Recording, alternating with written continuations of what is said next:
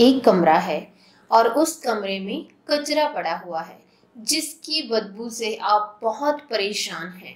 आप उसकी बदबू से छुटकारा पाना चाहते हैं, लेकिन आप उस कमरे में से कचरे को हटाने की बजाय अगर वहां पर रूम फ्रेशनर यूज कर रहे हो या फिर आप किसी परफ्यूम का वहां पर स्प्रे कर रहे हो, तो उस परफ्यूम की वजह से थोड़े टाइम के लिए जो कचरे की डर्टी स्मेल होगी वो कुछ सप्रेस हो सकती है, यानी थोड़े टाइम के लिए वो दब जाएगी।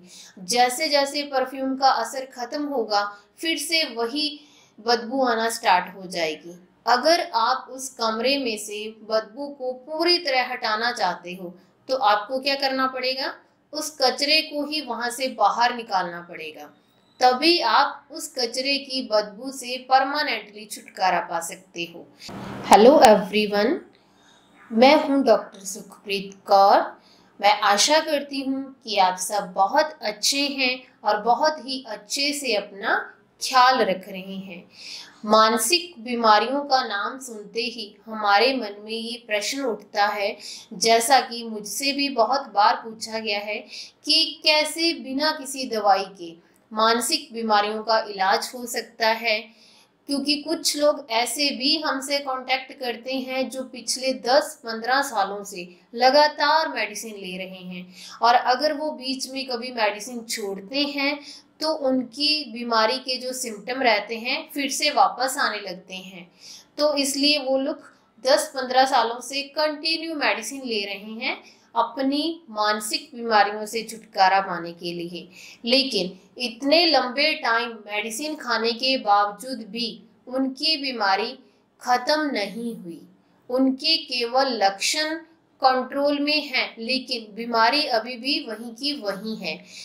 तो आज हम इस वीडियो में जानेंगे कि हम कैसे बिना किसी दवाई के मानसिक बीमारियों से छुटकारा पा सकते हैं। वीडियो को लास्ट तक पूरा देखिए। तो चलिए वीडियो शुरू करते हैं।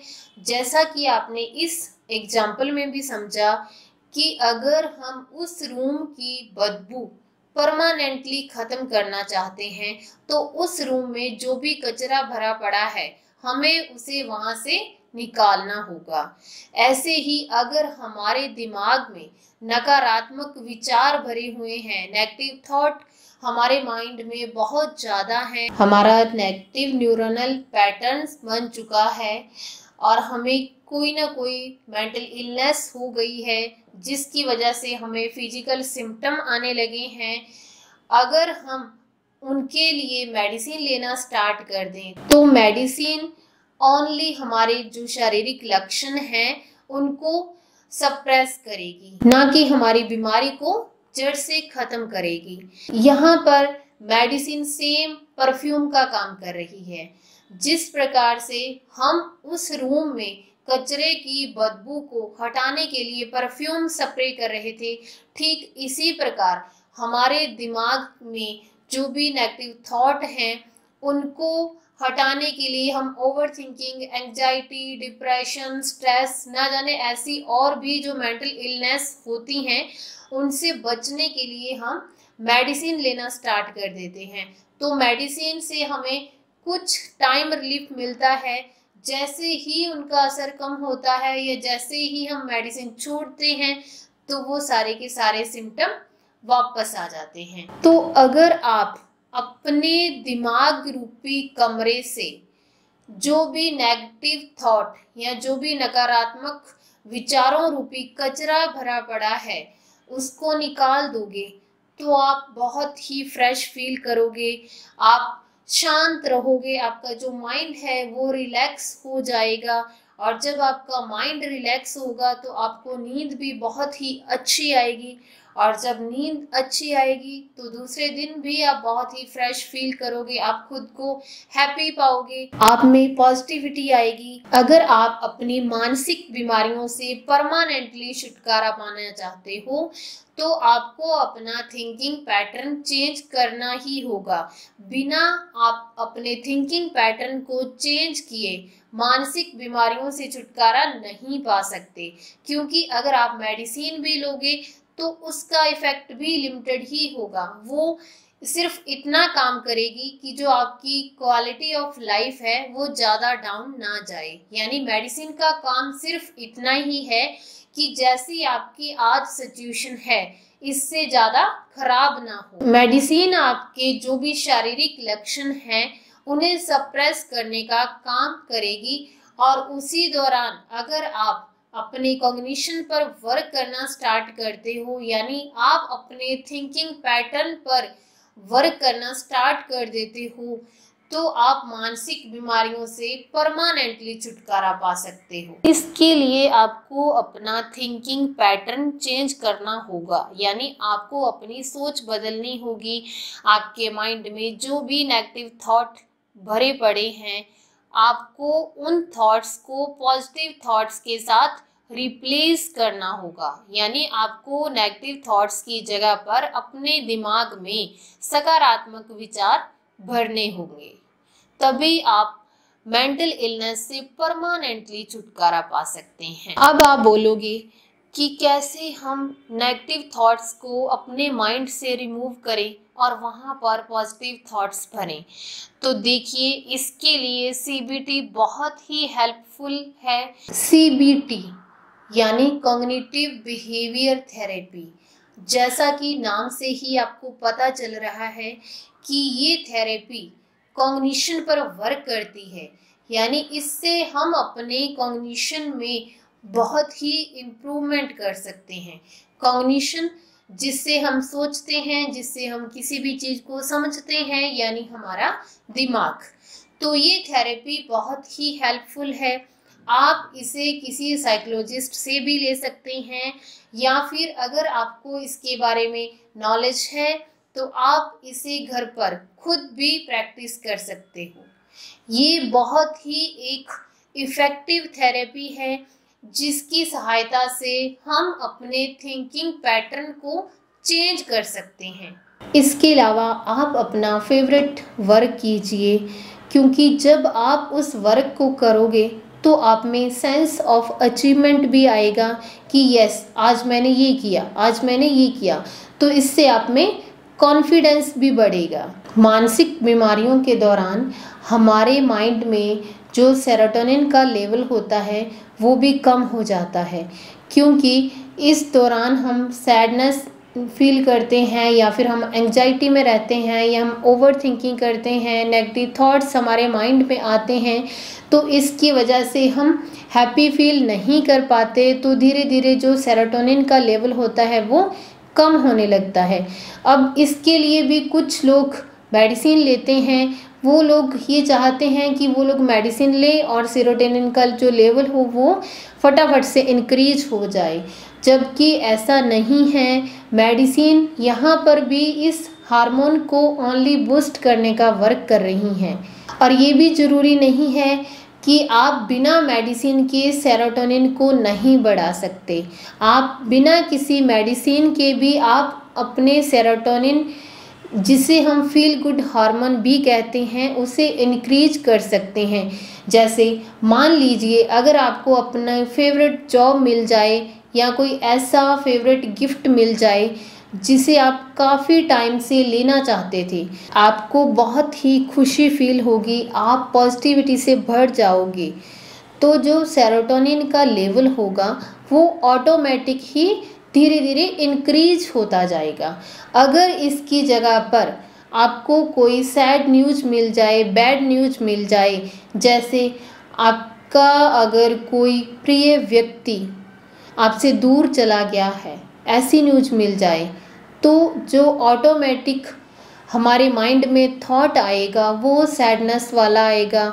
आप खुद को बहुत दुखी महसूस करोगे, असहाय महसूस करोगे। तो जैसे ही ये विचार हमारे दिमाग में आएगा, वैसे ही सेरोटोनिन का जो लेवल होगा वो कम होता जाएगा। और जितना अगर हम ज़्यादा टाइम इसी सैडनेस वाली सिचुएशन में रहेंगे तो सेरोटोनिन का लेवल कम हो जाएगा। अब आप खुद देख लीजिए कि खाली एक सोचने से या किसी के कोई बात कहने से हमारा सेरोटोनिन भी कम ज़्यादा हो रहा है। आप पॉजिटिव सेल्फ टॉक कीजिए, positive self talk is very very important. इसका बहुत ही बड़ा रोल है हमारे थिंकिंग पैटर्न को चेंज करने के लिए। हमें खुद से आशा रखनी है, हमें खुद से एक्सपेक्ट करना है, कुछ भी अगर करना है किसी और दूसरे से नहीं, क्योंकि दूसरे व्यक्तियों पर हमारा कोई कंट्रोल नहीं होता। जैसे मान लीजिए आप कहीं गए, आप कोई लेक्चर दे रहे हैं, वहाँ पर जो लोग बैठे हुए हैं उनमें से स्टार्टिंग में पहले एक उठ के बाहर गया, फिर दूसरा उठ के चला गया। हालांकि आपने ये एक्सपेक्ट किया था कि जब आप कोई भाषण दें तो वहाँ पर जितने भी लोग हों वो सारे के सारे आपको बैठकर अच्छे से सुने, लेकिन वो ऐसा नहीं कर रहे। तो उस टाइम आपके माइंड में ये थॉट आ सकता है कि आप खुद को हर्टेड फील कर सकते हो कि ये लोग क्या कर रहे हैं, मैं खुद को आप अपमानित महसूस करोगे। तो आपको ऐसा कुछ नहीं करना।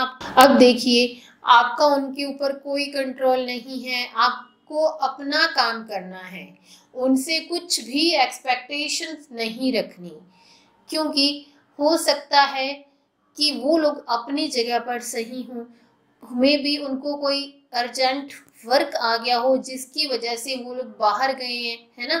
हो सकता है कोई उनकी पर्सनल प्रॉब्लम हो गई हो जिसकी वजह से उनको बाहर उठकर जाना पड़ा, लेकिन ऐसा नहीं है कि वो लोग आपको हर्टेड फील कराना चाहते हो। ये आप खुद सोच रहे हो कि हाँ वो सब लोग जा रहे हैं उठ के धीरे धीरे और ये मुझे अपमानित कर रहे हैं। ऐसे थॉट्स से बचने के लिए आपको पॉजिटिव सेल्फ टॉक करना बहुत ही जरूरी है। आप सेल्फ लव कीजिए, आप खुद की केयर कीजिए। जब आप खुद की केयर करोगे तभी तो आप किसी और की केयर कर सकते हो। खुद की केयर करना, खुद से प्यार करना बहुत ही जरूरी है। इसके अलावा आप मेडिटेशन करें, योगा करें, मॉर्निंग वॉक करें। इसके अलावा जैसे मैंने पहले भी अपनी काफ़ी वीडियोज में बताया है कि आपको एक्सरसाइज से पक्की दोस्ती कर लेनी है। आपको एक्सरसाइज करनी ही करनी है जितनी आप कर सकते हो। आपका जो खाना होना चाहिए वो भी हेल्थी होना चाहिए, क्योंकि कहते हैं ना कि जैसा खाओगे अन्न वैसा होगा मन। तो आप जो भी खाएं सोच समझ कर खाएं और आप अपने कॉन्फिडेंस को इंक्रीज कीजिए, क्योंकि मानसिक बीमारियों के दौरान आदमी का कॉन्फिडेंस कम हो जाता है। तो आपको अपना कॉन्फिडेंस बिल्ड करना है। इसके अलावा कोई भी मानसिक बीमारी जो अभी इनिशियली स्टेज में है, यानी वो बीमारी अभी न्यूरोटिक ही है, साइकोटिक में कन्वर्ट नहीं हुई, इससे पहले कि वो साइकोटिक में कन्वर्ट हो जाए आप किसी साइकोलॉजिस्ट से कंसल्ट कर सकते हैं, क्योंकि बीमारी का जितना जल्दी पता चलेगा उतनी जल्दी ही हम उसे क्योर कर सकते हैं। और जैसे जैसे बीमारी पुरानी होती जाती है उसका जो ट्रीटमेंट होता है वो भी फिर लंबा होता जाता है। यानी बीमारी जितनी पुरानी होगी उसके ट्रीटमेंट में जो टाइम लगेगा वो भी उसी अकॉर्डिंग ही लगेगा कि कौन सी बीमारी है और कितने लंबे टाइम से चली आ रही है। तो आप किसी भी मानसिक बीमारी को जो भी आपको नॉर्मल ही लग रही है, चाहे वो स्ट्रेस हो, चाहे वो एंजाइटी हो, इससे पहले कि वो किसी साइकोटिक प्रॉब्लम में कन्वर्ट हो जाए तो आपको इसका इलाज करवाना चाहिए। कई केसेस में ये भी देखा गया है कि कुछ लोग जब किसी भी प्रकार की मानसिक बीमारी को फील करते हैं तो उन्हें समझ में नहीं आता कि उन्हें क्या हो गया है। तो इसके लिए वो लोग नॉर्मल डॉक्टर से मिलते हैं, या फिर बहुत बार मैंने ये भी देखा है कि कुछ लोग अगर किसी डॉक्टर के पास जाते हैं तो वो बहुत जल्दी ही उनको मेडिसिन दे देते हैं। ऐसा नहीं करना, क्योंकि बहुत सारी मानसिक बीमारियां बिना किसी मेडिसिन के ही ठीक हो जाती हैं। तो आपको जितना जल्दी हो सके एक साइकोलॉजिस्ट से कंसल्ट करना है, ताकि आप अपनी मानसिक बीमारियों को जड़ से ख़त्म कर सको। आई होप कि आप समझ गए होंगे कि मानसिक बीमारियों में सोच का ही खेल है। आप सोच को बदलकर मानसिक बीमारियों से छुटकारा पा सकते हैं।